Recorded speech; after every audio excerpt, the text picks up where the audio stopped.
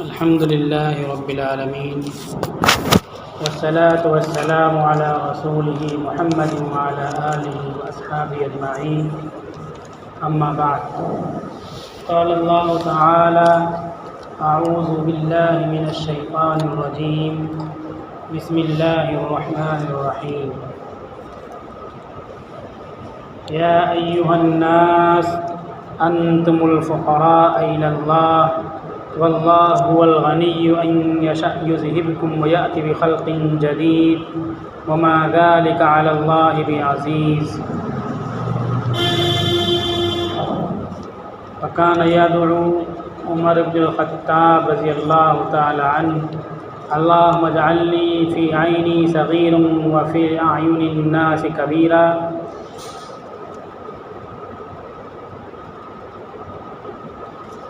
وقال رسول الله صلى الله عليه وسلم من تواضع لله رفعه الله صدق الله العظيم وصدق رسوله النبي الكريم أما بعد درود شریف پڑھ لیں اللهم صل على محمد النبي الأمي وعلى آله وسلم تسلیما معزز سامعین محترم حضرات، آج کے خطبے میں تواضع کے موضوع پر گفتگو ہوگی۔ تواضع کہتے ہیں انسان اپنے آپ کو دوسروں سے بڑا نہ سمجھے اور کسی دوسرے کو حقیر نہ سمجھے، اور اگر بڑا ہے کسی چھوٹے سے کوئی معاملہ ہو جائے یا برابر سے کوئی معاملہ ہو جائے تو ہار مان لے اس کے سامنے، اللہ کے لیے چھوٹا بن جائے، اس کو تواضع کہتے ہیں۔ اس کے مقابل میں تکبر آتا ہے۔ تکبر کہتے ہیں انسان بڑا ہو تو اپنے کو بڑا سمجھے، یا چھوٹا ہو لیکن پھر بھی اپنے کو بڑا سمجھے اور دوسروں کو حقیر سمجھے، اس کو تکبر کہتے ہیں۔ اسلام نے تکبر کی بہت زیادہ مذمت کی ہے اور تکبر سے بچنے کی بہت سخت ہدایتیں کی ہیں۔ تکبر کی جو علامات ہیں، جو سمٹمز اور سمبالس ہیں، ان سے بھی بچنے کی تاکید کی ہے۔ یعنی انسان کے اندر تکبر نہیں ہے، لیکن کچھ علامتیں ایسی پائی جاتی ہیں جو متکبروں جیسی ہیں، تو ان علامتوں سے بھی بچنے کی تاکید کی گئی۔ تواضع کی شریعت نے حکم دیا ہے اور اس کی فضیلتیں بتلائی ہیں اور عملی مثالیں پیش کی ہیں۔ رسول اللہ صلی اللہ علیہ وسلم سب سے بڑی مثال اور سب سے بڑا آئیڈیل ہیں تمام چیزوں میں، اور تواضع کے سلسلے میں بھی آپ مثال ہیں۔ اس کے بعد صحابہ کرام نے عملی طور پر تواضع کر کے دکھلایا۔ تو تکبر جسے شریعت ناپسند کرتی ہے اس سے بچنا چاہیے۔ تواضع جس کو اختیار کرنے کا شریعت حکم دیتی ہے اسے ہمیں اختیار کرنا چاہیے۔ ہم نے جو آیت کریمہ تلاوت کی اس میں اللہ تعالیٰ نے انسان کی پوزیشن اور اس کی کیفیت کو بتلایا ہے۔ اللہ تعالیٰ کہتے ہیں یا ایھا الناس انتم الفقراء الی اللہ، اے لوگو تم سب اللہ کے محتاج ہو، اور محتاج اور ضرورت مند ہوتا ہے وہ جو دینے والا ہوتا ہے اس کے سامنے چھوٹا بن کر کے اور ادب کے ساتھ بات کرتا ہے، کلام کرتا ہے اور اپنے مطالبات اور ضروریات کو اس کے سامنے رکھتا ہے۔ اب فقراء کا لفظ بیان کر کے اللہ تعالیٰ نے بغیر کسی تفسیر وضاحت کے انسان کو بتلا دیا کہ اللہ کے نزدیک انسان کی کیا پوزیشن ہے۔ اب اللہ کے نزدیک انسان کو ہمیشہ ہر وقت محتاج بن کر کے ہی رہنا ہے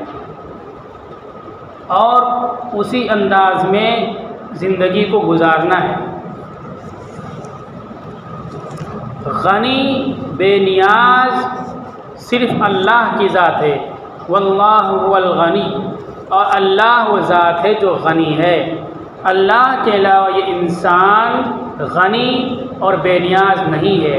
اس لیے کوئی انسان کتنی بڑی حیثیت کا مالک ہو جائے، کتنے بڑے رتبے کا حامل ہو جائے، مقام و منصب پر فائز ہو جائے، وہ اللہ کے نزدیک فقیر اور محتاج ہی ہے، اور اس انسان کو اپنے بارے میں یہی خیال اور یقین رکھنا چاہیے کہ وہ اللہ کا محتاج ہے۔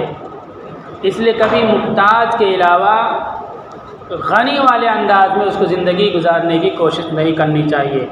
اللہ تعالیٰ کہتے ہیں کہ اللہ کتنا بے نیاز ہے کہ انسانوں کا یہ سمندر اور انسانوں کی یہ آبادی، یہ نسلیں، ان سب کو ختم کر دے، اللہ کا کچھ نقصان نہیں ہوگا۔ اور اللہ تعالیٰ اس کی جگہ پر دوسری قوم کو پیدا کر دے، دوسری انسانی آبادی کو آباد کر دے، بسا دے۔ ان یشأ یذہبکم ویأتی بخلق جدید، اگر چاہے تو تم کو لے کر چلا جائے، تم کو ختم کر دے اور دوسری نئی مخلوق کو لا کر کے کھڑا کر دے۔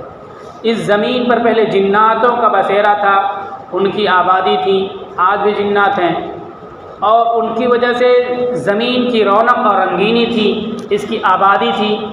اللہ نے ان کو ختم کر دیا اور وہ ویرانے میں پہنچ گئے۔ اس کو بدل کر کے اللہ نے انسان کو پیدا کیا۔ اللہ چاہے تو اس انسان کے اس سمندر کو بھی ختم کر دے، دوسری مخلوق پیدا کر دے۔ وما ذلک علی اللہ بعزیز، اور یہ اللہ پر مشکل اور دشوار نہیں ہے۔ تو اللہ اتنا بے نیاز، اتنا غنی ہے، اللہ کو انسان کی ضرورت ہے نہیں، انسان اللہ کا محتاج ہے ہمیشہ۔ جب تک یہ انسان اپنے آپ کو اللہ کا محتاج سمجھتا رہے گا، اس وقت تک اللہ کی رحمتوں، اللہ کی نوازشوں، اللہ کے انعامات کا حقدار بنتا رہے گا۔ لیکن جس دن انسان اللہ کا محتاج نہ بنے، مطلب اپنے کو سوچے کہ ہم کو اللہ کا ہم کو احتیاج نہیں ہے، ہم دکان پہ محنت کریں گے، کاروبار پہ محنت کریں گے، اپنے علم سے کاروبار میں کمائیں گے اور اپنی کھیتیوں کے ذریعے سے ہم اپنے گھر کو بسائیں گے اور آباد کریں گے، تو پھر اللہ کی رحمت اس سے اٹھ جائے گی، اور یہ فقیر، اللہ کا فقیر بننے کے خلاف ہوگا، اللہ کا باغی نافرمان۔ اس میں تواضع کی ہدایت کی گئی کہ انسان تواضع والی زندگی اختیار کرے، احتیاج، اللہ کا محتاج بن کر کے دنیا میں زندگی گزارے۔ اور جو ایک تکبر آ جاتی، تواضع نہیں ہوگا تو تکبر انسان کے اندر آنا ہی آنا ہے۔ تکبر، آنا، میں ہوں، یہ چیز انسان کے اندر نہ آنے پائے، اس چیز کو انسان ختم کر دے تو یہ تواضع ہے، اور اسی چیز کو تصوف کہتے ہیں۔ صوفیاء کرام جو خدمات کرتے رہے اور لوگوں کی اصلاح کرتے رہے، یہ تصوف کی لائن کی خدمت تھی، اور یہ تصوف، یہ اللہ کے نبی کا بڑا ایک کام تھا، 3 بڑے کام تھے۔ وَيُعَلِّمُهُمُ الْكِتَابَ وَالْحِكْمَةَ وَيُزَكِّيهِمْ يَتْلُو عَلَيْهِمْ آيَاتِهِ، ان پر آیتوں کی تلاوت، کتاب و حکمت کی تعلیم، اور وَيُزَكِّيهِمْ، لوگوں کو روحانی بیماریوں سے پاک کرنا، روحانی بیماریوں سے پاک ہونا، پاک کرنا، یہ ہے تصوف۔ اور تصوف میں بنیادی طور پر تواضع پیدا کرنے کی کوشش ہوتی ہے اور تکبر کو نکالنے کی کوشش ہوتی ہے۔ انسان کا تکبر اور بڑائی جب ختم ہوگا تو تواضع اس کے اندر آئے گی۔ تکبر کیسے ختم ہوتا ہے انسان کا؟ میں مطلب میں ہی ہوں جو کچھ ہوں، میری رائے، میری سوچ، میرا فیصلہ، میرا ارادہ، میرا عزم، میرا مکان، میں، یہ چیز انسان کے اندر تکبر پیدا کرتی ہے۔ انسان کے اندر سے جب یہ نکل جائے تو اس کے اندر پھر تواضع پیدا ہو جائے گی۔ وہ غریب کی بات کو بھی دھیان سے سنے گا، مالدار کی بات کو بھی دھیان سے سنے گا، اور پڑھے لکھے آدمی کی بات بھی دھیان سے سنے گا، جاہل کی بات کو بھی دھیان سے سنے گا، ٹھیلا ڈھکلنے والے محنت کش اور مزدور کی بات کو بھی دھیان سے سنے گا، اور اس کو بھی اپنے سے اچھا سمجھے گا، اور اپنے آپ کو اللہ کے سامنے جوابدار محسوس کرے گا کہ کہیں اس کے ساتھ زیادتی نہ ہو جائے، میں نکل جائے۔ یہ تصوف ہے۔ اپنے آپ کو کچھ نہ سمجھے، انسان ہوتے ہوئے بھی کچھ نہ سمجھے، دینی لحاظ سے، دنیاوی لحاظ سے، علمی لحاظ سے، مالی، سماجی لحاظ، ہر لحاظ سے ہوتے ہوئے بھی اپنے آپ کو کچھ نہ سمجھے۔ صحابہ کرام نے عملی طور پر یہ کر کے دکھلا دیا۔ حضرت ابوبکر صدیق رضی اللہ تعالیٰ عنہ، ان کا مقام و مرتبہ کیا ہے؟ فضیلت بیان کریں گے بات طویل ہو جائے گی، لیکن بار بار ہم فضیلتیں سنتے ہیں۔ ہجرت کے ساتھ ہی یار غار، غزوہ بدر کے ساتھ ہی عشر مبشرہ میں جنت کی بشارت، اس کے باوجود آخرت میں جو جواب دہی کا ان کو احساس رہتا تھا، اس احساس کی بنیاد پر وہ کہتے تھے کاش میں گھاس پھوس ہوتا تاکہ کسی گناہ پر اللہ کے میری پکڑ نہ ہونے پائے، یہ دعا کرتے تھے۔ کاش میں کوئی چرند پرند ہوتا، کوئی کاٹ کے کھا جاتا، ہم کو جواب نہ دینا پڑتا، یہ فکر ہوتی تھی ان کو۔ حضرت عمر رضی اللہ تعالیٰ عنہ، عمر بن خطاب، ان کا مقام و مرتبہ کیا ہے؟ ہم سنتے ہیں اللہ کے نبی نے ان کو مانگا اللہ سے کہ اللہ ان کے ذریعے سے اسلام کو طاقت عطا فرما۔ کتنا مقام مرتبہ ہو گیا۔ اور ایک موقع پہ فرمایا کہ تمہارے سارے گناہ معاف، یعنی آئندہ بھی کوئی خطا آپ سے ہوگی تو وہ بھی اللہ تعالیٰ معاف فرما دے گا، اس پر اللہ کی طرف سے پکڑ نہیں ہوگی۔ لیکن حضرت عمر کو یہ فکر رہتی تھی کہ کہیں ہماری غلطی پر، ہماری کمزوری پر، ہماری کوتاہی پر اللہ کی طرف سے پکڑ نہ ہو جائے۔ اس کو تواضع کہتے ہیں۔ وہ بشارتیں سنا دی گئیں، اب دل میں تکبر پیدا، ہم بہت بڑے ہیں، بخشے بخشائے ہیں اور سیدھے جنت میں جائیں گے۔ اس بڑائی اور اچھائی اور مبشرات پر ہم اعتماد کر لیں اور پوری طرح سے اسی پر ڈپینڈ ہو جائے اور دوسری چیزیں، دوسرا پہلو جو ہے اس کو نظر انداز کر دیں، تو یہ تکبر کی بات ہے، تواضع کے خلاف ہے۔ تو حضرت ابوبکر صدیق عمر رضی اللہ تعالیٰ عنہ رات دن اپنے آپ کا احتساب کیا کرتے تھے کہ کوئی ایسی کمزوری، کوئی ایسی غلطی نہ جس کی بنیاد پر اللہ کے یہاں پکڑ ہو جائے۔ حضرت حذیفہ رضی اللہ تعالیٰ عنہ کو رسول اللہ صلی اللہ علیہ وسلم نے ایسے ہی فتنے کی بہت سی باتیں بتلائی تھیں۔ اس میں فتنے کے لیے منافقین کے بارے میں بتلایا تھا کہ یہ اتنے لوگ منافق ہیں۔ منافق ایک ہوتا مسلمان، ایک ہوتا کافر، ایک ہوتا منافق۔ کافر کو ہم پہچانتے ہیں اور مسلمان کو بھی پہچانتے ہیں، لیکن منافق کافروں کے بیچ میں نہیں ہوتا، مسلمانوں کے بیچ میں ہوتا ہے، دین کے سارے کام کرتا ہے لیکن اس کے دل میں ایمان نہیں ہوتا ہے، وہ مسلمان نہیں ہوتا، وہ کافر ہوتا ہے۔ پھر وہ مسلمانوں کو، اسلام کو نقصان پہنچانے کی کوششیں کرتا رہتا ہے۔ آج بھی مسلمانوں میں بہت سے لوگ ہیں تو کوئی وہ کافر والا مسلمان تو نہیں ہے، اللہ کو مانتے ہیں، سب کچھ ہے، لیکن عملی طور پر منافقوں کا کام کرتے ہیں۔ منافقوں کی طرح مسلمانوں کو نقصان پہنچانے، کافروں کو فائدہ پہنچانے کا کام اپنی ایمانی کمزوری کی وجہ سے کرتے ہیں۔ تو حضرت عمر رضی اللہ تعالیٰ عنہ، جن کو اللہ کے نبی نے مانگا تھا اللہ سے، وہ ایمان لائے، ان کے لیے جنت کی بشارتیں، خوشخبری، مغفرت کی خوشخبری بشارتیں، ساری چیزیں ہیں۔ اس کے باوجود ان کو یہ فکر رہتی تھی کہ کہیں میرا نام منافقین کے لسٹ میں نہ ہو، اور ہم لوگ کتنے مطمئن ہیں۔ اس کو کہتے تواضع، فکر ہو اپنی کہ اللہ کے پکڑ نہ ہو جائے۔ تو حضرت حذیفہ سے پوچھتے تھے کہ یہ بتاؤ، منافقین کی پوری لسٹ نہیں پوچھتا ہوں کہ کون منافق، منع تھا۔ اس طرح ہم کو بھی کسی کے بارے میں بہت زیادہ وہ نہیں کرنا چاہیے کہ یہ آدمی جاسوسی کرتا ہے یا مخبری کرتا ہے، خبری کرتا ہے۔ ایسے لوگوں کا انجام بہت برا ہوتا ہے، اور نظر تو رکھنی چاہیے ذمہ دار قسم کے لوگوں کو۔ کتوں کی طرح یہ لوگ مارے ہوئے ملتے ہیں بمبئی وغیرہ کی گلیوں میں، جو ہم مخبری کرتے ہیں، کتوں کی طرح مرے ہوئے ملتے ہیں۔ جنازے میں لوگ آنے کے لیے تیار نہیں ہوتے، چونکہ مسلمان مرے ہیں اس لیے کچھ لوگ نماز جنازہ پڑھ دیا کرتے ہیں، تو ان کا انجام تو بہت برا ہوتا ہے۔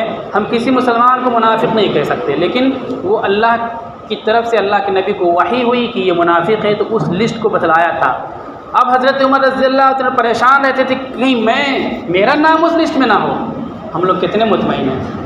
بار بار منافقوں والا عمل ہم لوگوں کے ذریعے سے ہو جاتا ہے، مسلمانوں کو نقصان پہنچانے والا کام، کافروں کا ہم دست بازو بن کر کے کام کرتے ہیں، مخبری کرتے ہیں، جاسوسی کرتے ہیں اور ناسمجھی کے کام کر دیتے ہیں، پھر بھی ہم کو کوئی فکر نہیں کہ منافقت ہمارے اندر نہ آ جائے۔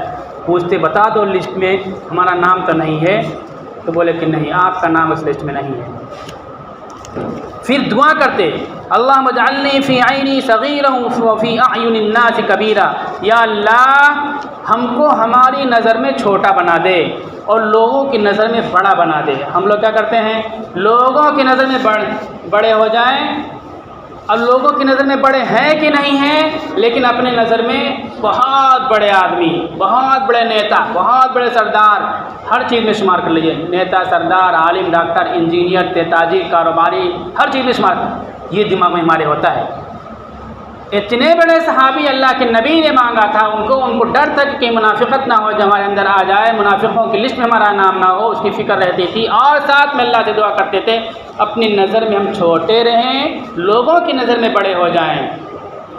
یہ ہر مسلمان کی صفت ہونی چاہیے، اس کو تواضع کہتے ہیں کہ اپنے نظر میں ہم کو اپنے آپ کو کبھی بھی بڑا نہیں سمجھنا چاہیے، اللہ سے دعا کرتے رہنے چاہیے۔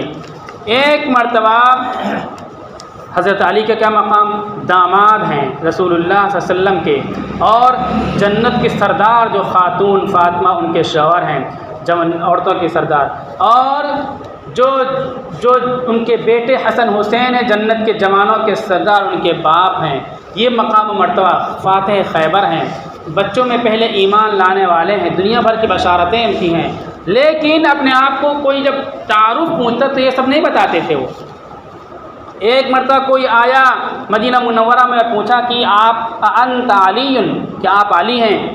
من انت، تم کون ہو؟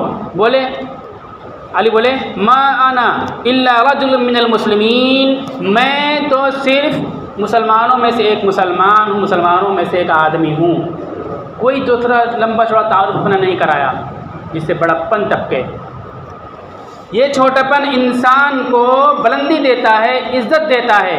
اللہ کے نبی صلی اللہ علیہ وسلم فرمان ہے من تواضع للہ رفعہ اللہ، جو اللہ کے لیے تواضع اختیار کرے اللہ تعالیٰ اس کو بلند کرتے ہیں، اس کی رتبے کو بلند کرتے ہیں، درجے کو بلند کرتے ہیں۔ اللہ کے لیے تواضع اختیار کرے، اور جو تواضع نہ اختیار کرے انا، میں، یہ اس میں لگا رہے، وہ تباہ و برباد ہوگا، اس کی آخرت بھی خراب ہوگی، دنیا میں بھی رسوا ہوگا۔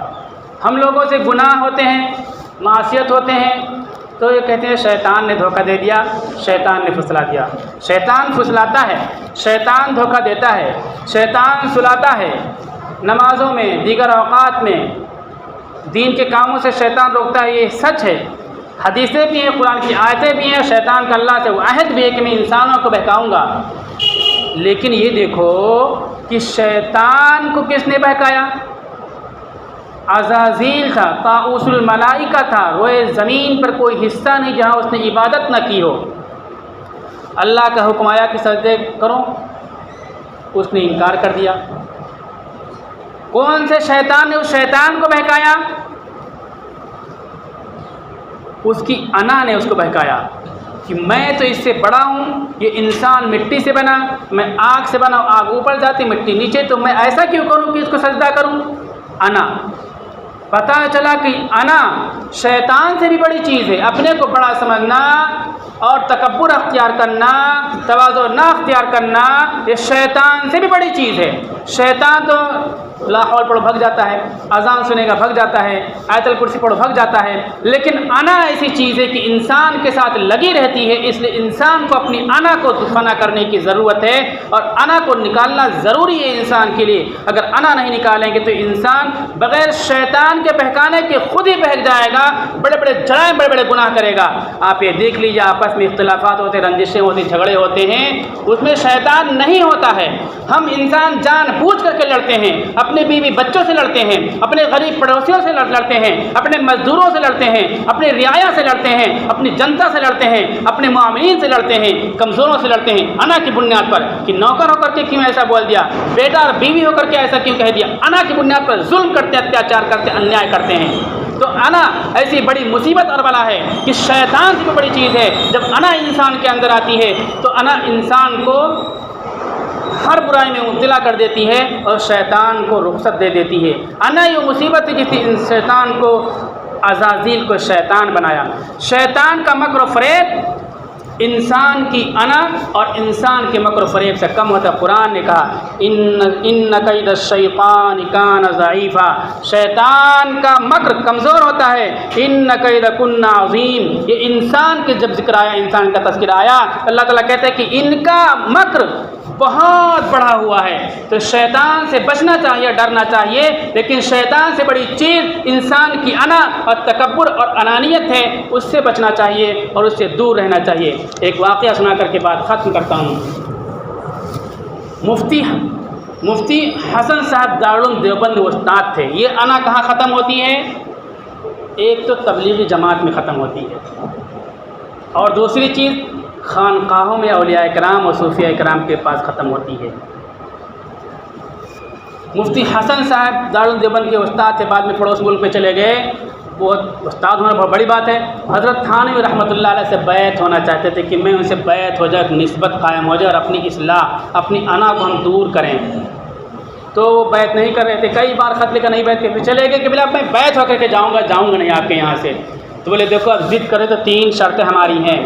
پہلی شرط یہ ہے کہ تم قرآن اچھی آواز میں نہیں پڑھتے، تم پنجابی ہو، پنجاب کے لوگ جو الفاظ پروناؤنسیشن کرتے ہیں وہ غلط کرتے ہیں تو قرآن کے الفاظ غلط ہو جاتے ہیں، تم کو قرآن صحیح کرنا پڑے گا۔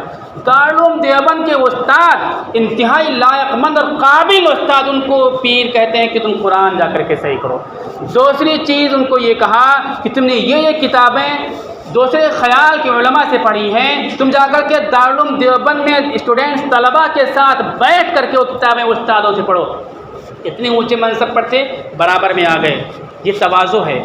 تیسری بات یہ کہ ہم تمہاری سیکریٹ لائف کو جاننے کی کوشش کریں گے۔